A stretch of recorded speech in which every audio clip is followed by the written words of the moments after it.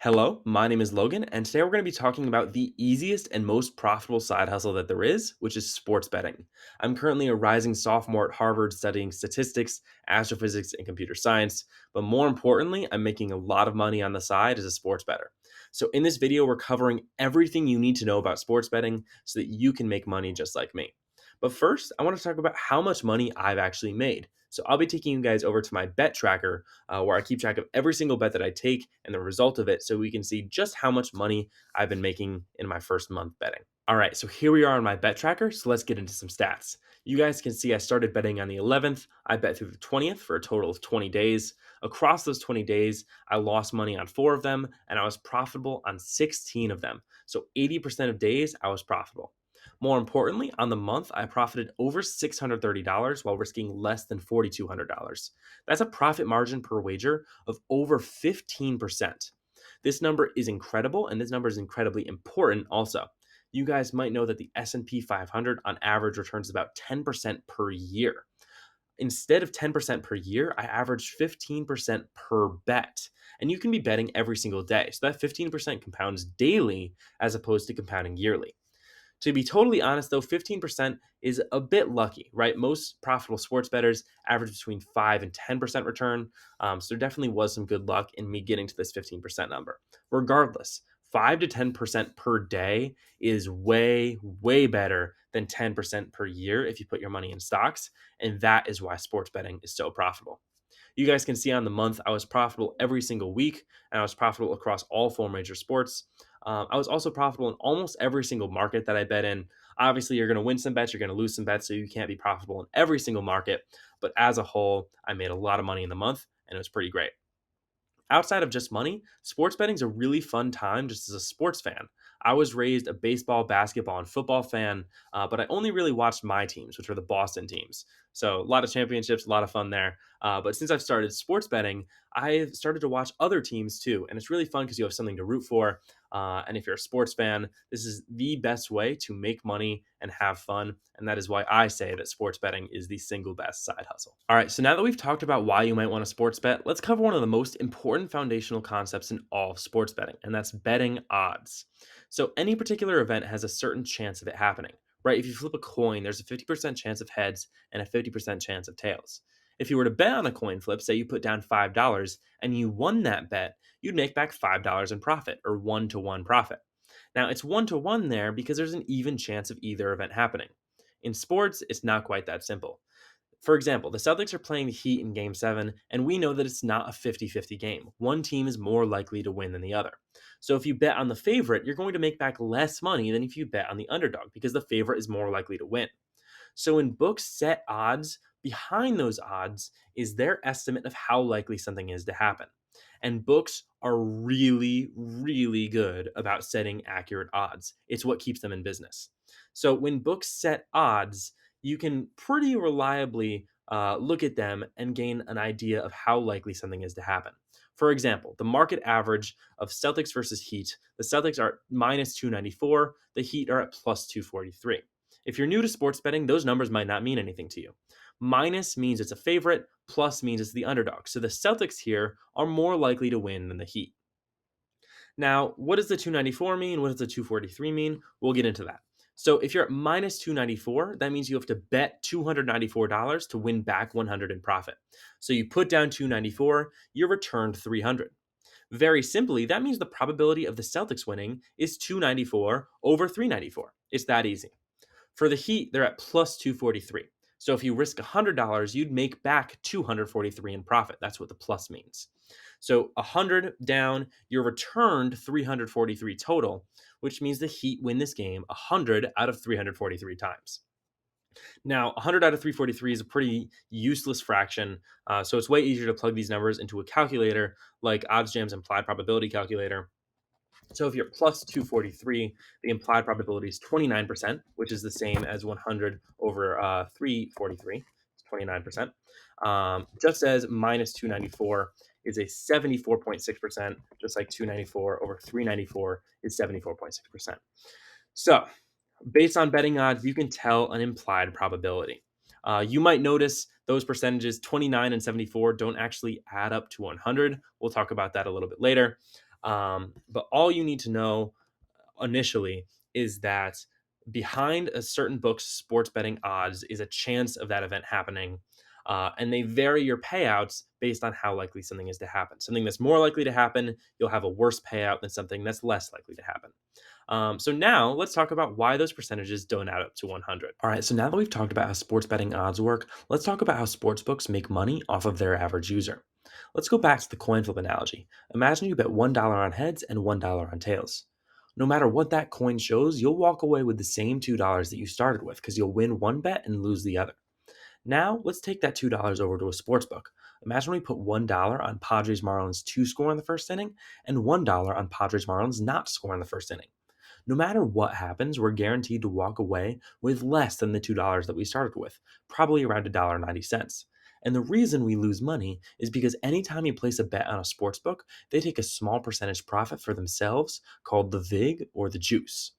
Looking at an example here, this Padres versus Marlins to score in the first inning, you guys will remember that a minus sign before the odds means that it's a favorite, a plus sign before the odds means that it's an underdog. If you look on any book, both outcomes have a minus sign before them, which means both outcomes are favored. That's not possible. And the reason for that discrepancy there in both outcomes being favored is because the books are taking a percent profit.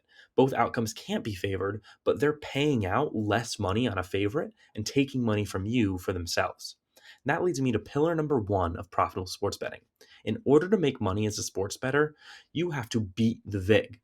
Remember, sports betting is a zero sum game. Either you make money or the books make money. So if you want to make money, you have to not only make better picks than the sports books, you have to make picks that are better than the sports books by 4 to 5% in order to beat that 4 to 5% profit margin that they're taking off of every single bet that you take. So now that we understand what VIG is, let's take a look at different kinds of books that take different kinds of VIG. Here we are on FanDuel Sportsbook, a traditional style sportsbook that sets custom lines with custom payouts depending on how likely an event is to happen. For example, looking at Blue Jays versus Brewers, you can see the Blue Jays are at minus 200, the Brewers are at plus 168. So if you were to bet $180 on the Blue Jays to win, you'd win 90 and walk away with 270. Now, if you were to bet $100 on the Brewers to win, you would walk away with $268 after profiting 168. Say you were to do both, bet 180 on the Blue Jays and 100 on the Brewers. You're guaranteed to walk away with about $270, which is around $10 less than the 280 that you started with. That disappearing $10 that you just donated to FanDuel is from the VIG that they're taking on both sides of the bet. Now, just because they're setting custom odds, we can clearly see they're still getting their VIG and taking their slice. That's a little bit different of a strategy compared to a daily fantasy sportsbook like No House Advantage. A daily fantasy sportsbook has a fixed payout structure, so they don't care what players you're betting on or what game you're betting on, they just care the number of legs that you're taking in your play. So see here, I can change Bo Bichette from more to less, George Springer from less to more, and I'm still getting paid out 21x. So on a book like No House Advantage, they have a certain implied probability behind each leg. So if you take the most profitable type of bet on No House Advantage, which is a 5-pick insured play, you're getting around a 53.3% implied probability on each leg. So you have to hit more than 53.3% of your legs in order to be profitable. So that 53.3% is on both the over and the under. And that is where No House Advantage is taking their VIG. So, unlike FanDuel, which has their VIG on varying payouts, No House Advantage takes their VIG on fixed payouts. So, in order to beat these books, you're going to need different types of strategy because they're entirely different payout structures. We'll talk more about profitable betting strategy on traditional sportsbooks versus DFS sportsbooks a little bit later. But for right now, it's just important to understand that traditional sportsbook have varying payouts and DFS sportsbooks have fixed payouts. Now that we have a good foundational understanding of sports betting, from why you might want to sports bet in the first place, to how odds work, to how VIG works, to what different kinds of books there are, let's talk about what we're all here for: how to make money sports betting. The way that most sports bettors go about trying to make money is betting based on gut inclinations, sports knowledge, or sports statistics. And remember, most sports bettors lose a lot of money. Let's talk about why. Remember, sportsbooks are $1 million organizations with hundreds of employees that pour a lot of time and effort into perfecting their sports models. Now, you, as a sports bettor, are faced with the tall task of trying to predict more accurately than these sportsbooks. But remember, not only do you have to predict more accurately than them, you have to predict more accurately by 4 to 5% in order to beat their VIG. Predicting more accurately than them in the first place is very difficult. Beating it by 4 to 5% is nearly impossible. So let's talk about more profitable strategies that you can use as a sports bettor. Remember, the average customer is worth hundreds or thousands of dollars to a sports book because they're going to lose so much money sports betting on that book. So, in order to lure in more customers, sportsbooks offer very lucrative promotions. They'll give you sign up bonuses or boosted odds, or for DFS books, maybe discounted props. So, if you're smart enough to take this bait and not get hooked, you can make a good amount of money. But the issue is you're relying on the sportsbook's generosity. They're giving you money, and it's pretty sporadic. Maybe they'll offer one promotion per week. So, if you want to make money more consistently, there's one tool that you can fall back on: math. And that leads me to pillar number 2 of profitable sports betting. Math is the king of making money as a sports bettor. Making money through sports knowledge is nearly impossible. Relying on math is how you're going to get it done. If you've made it this far, you clearly have an interest in learning about mathematically profitable sports betting, and I think you deserve a reward for that. What better reward than free money? So I'll be introducing you guys to a sports betting strategy called arbitrage betting, where you can guarantee risk-free returns if you bet on opposite sides of a particular line on different sports books. For an example, let's look at this Mets versus Rockies game from a couple days ago. The Mets started Tyler McGill, who didn't pitch very well. He gave up 10 hits, 4 earned runs, and only got 3 strikeouts. I happened to bet on Tyler McGill's strikeouts, so you might be wondering, did I win or did I lose my bet? The answer is both. I won my bet on his under and I lost my bet on his over. We were talking a couple minutes ago, though, about how if you take your money to one sportsbook and bet on opposite sides of a line, you're guaranteed to lose money due to the sportsbook's VIG. So you might be wondering, why in this situation did I bet both an over and an under? And the answer is because the difference here is I was on 2 sportsbooks instead of 1. In this situation, I was using MyBookie and Fliff as opposed to just one or the other. So, what arbitrage betting is when 2 sportsbooks disagree on how likely an event is to happen by a pretty significant margin. They'll set their lines accordingly, and sometimes those lines will actually cross where you can guarantee a return if you bet on opposite sides on the 2 different books. So, in this situation, Fliff was giving us the under at plus 120, MyBookie was giving us the over at minus 105. That plus 120 is bigger than the minus 105, so we actually can guarantee a return if we put the correct amounts on both bets on the different books.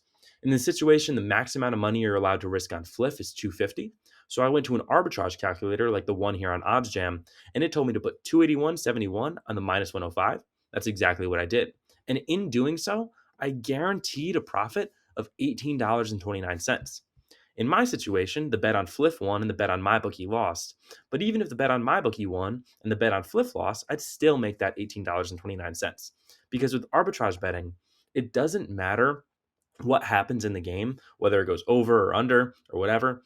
All that matters is that you have lines that are crossed and that you risk the correct amount of money on both sides, and you can guarantee a profit. But you might have noticed here, this minus 105 on the over is highlighted in red with a caption worse odds than the closing line.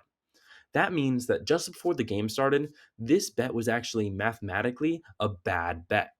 So that's something you're going to see pretty frequently with arbitrage. One of the bets will turn out to be a good bet, and the other bet will turn out to be a bad bet. So you might be thinking, well, I'd rather just take the good bet and avoid taking the bad bet. And that makes sense. And that is a strategy. Instead of arbitrage betting, that's called positive EV betting, where you look to take just the good bet and not take the bad bet. So, for an example, let's look at a bet for tomorrow. JP Sears over 4.5 strikeouts is a positive EV bet on FanDuel. And let's look at why. FanDuel is paying out plus 140 for him to go over 4.5 strikeouts. The rest of the market has the line at plus 105 on Fliff, plus 109 on Hot Streak, and plus 110 on Pinnacle. So FanDuel is giving us a way better payout than the rest of the market. If you take a market average and then remove the VIG from that average, you'll see that the fair odds are at plus 130. So FanDuel giving us a payout of plus 140 is a better payout than the fair odds. If you were to take this bet at plus 130, which is what the fair odds are, and this game was played a million times over, your expected return would be about $0. But because FanDuel is giving us plus 140 instead of plus 130, if you were to take this bet a million times, you'd expect a return of 4.4% across that entire span of bets. So, this is a mathematically profitable bet. Positive EV betting and arbitrage betting are two of the most common and most profitable strategies that sports bettors use to make money. We'll dive a little bit deeper later about how you can find these betting opportunities, but positive EV betting and arbitrage betting are two of the best tools to have in your toolbox if you want to make money as a sports bettor. All right, so now that we understand both arbitrage and EV betting, let's talk about the pros and cons of each. With arbitrage, it's pretty cut and dry. There's no risk and relatively low returns. You can usually expect around 1% profit on every arbitrage pair that you find. Now remember, that 1% on a daily basis is still way better than the 10% that you get on average in the stock market on a yearly basis, because 1% compounding for 365 days beats 10% per year every single time. But why get 1% per bet when you could get 3, 4, 5, or even higher percent returns with EV betting? The trade off there is risk. Arbitrage betting, there's no risk. EV betting, there is risk. And that risk leads to variance. Variance is just winning streaks and losing streaks. So here we are looking at my very first losing day with EV betting. I risked $334 across 24 picks and I lost 15 of them. In that 15 was some really good plays, like this 6% EV play on the Phillies versus Reds game, and this 10% EV play on the Cubs versus Dodgers game. But these losing days are canceled out by even bigger winning days, like this day I had 5 days later on the 19th. I made 17 bets and I won 11 of them, profiting $261 and more than making back the money I lost on the 14th. That's the nature of EV betting. The good news is, even though you'll have losing days, those winning days will cancel them out and do even better. So, over the long term, it's a mathematical guarantee that if you're taking positive EV plays, you'll make some money. Here's a graph to help you understand this. The gray line is your expected value, and the blue line is the real outcome. You can see there's ups and downs in the blue line, which represents that variance. But over the long term, your blue line stays very close to your gray line.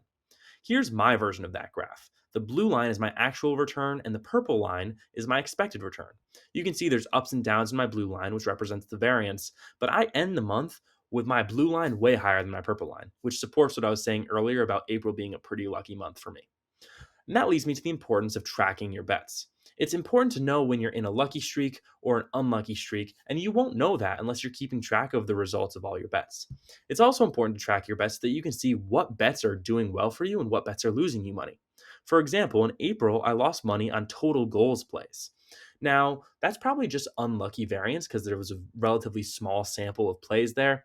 But still, when you're losing money in a particular market, it's probably a good idea to scale back the bets you're taking until they start hitting more consistently. So, track your bets, and I can promise you it's a mathematical guarantee that if you're taking positive EV plays over the long term, you'll make money. That actually is my third pillar of sports betting. With positive EV betting, it's a long term volume game. If you keep taking bets that are mathematically profitable or positive EV, it's a mathematical certainty that you will make money. At this point, I hope that you can see that arbitrage and positive EV betting are two of the best strategies available to you to make money as a sports bettor. But you might be wondering, where do you find these profitable betting opportunities? So, I'll introduce you to OddsJam, the website that I use to make all of my money sports betting. With OddsJam, it's super easy. You just go to Sportsbook, Positive EV, and it'll take you to the Positive EV screen, which has all of the mathematically profitable sports bets that are available to you at a particular time. The Positive EV screen does all of the work for you. It scans the market and finds discrepancies, which lead to profitable bets. It then tells you what the profitable bet is, where to take it, how profitable it is, and how much money to risk on it. You might be wondering where they get this recommended bet size, and that leads us to another important sports betting concept: Kelly criterion. Kelly criterion tells you the mathematically optimal amount of money to risk on a particular wager, and it's based on how profitable the wager is in terms of EV, how risky it is in terms of its payout, and how big your bankroll is. The formula goes like this: the amount of money to risk on a particular bet should be your expected value times your bankroll size divided by the payout. Let's do an example. Here, I'm looking at Trey Turner's home runs. Him to hit a home run is at plus 430 on FanDuel, and that's a 17% EV play. So let's plug in 0.17, and then we'll multiply that by the size of my bankroll, which is $3,500, and we'll divide by the payout, which we remember is plus 430 or 4.3. And that tells us we should risk $138. But we're going to add another number here, which is the Kelly multiplier. The Kelly multiplier just allows you to adjust how risky you want your strategy to be. 1 is the riskiest, and 0 means you're not taking any bets at all. Most sports bettors choose either zero point 0.5 or 0.25. I go with zero point 0.5. That tells me that I should risk $69 on this particular bet. And that's very similar to the 60 that OddsJam recommends. It just rounds for you. So, OddsJam does all the work. They find the bets, they tell you how profitable it is, and they tell you how much money to risk on it. But that's just positive EV. OddsJam also does arbitrage. It scans the entire market for discrepancies.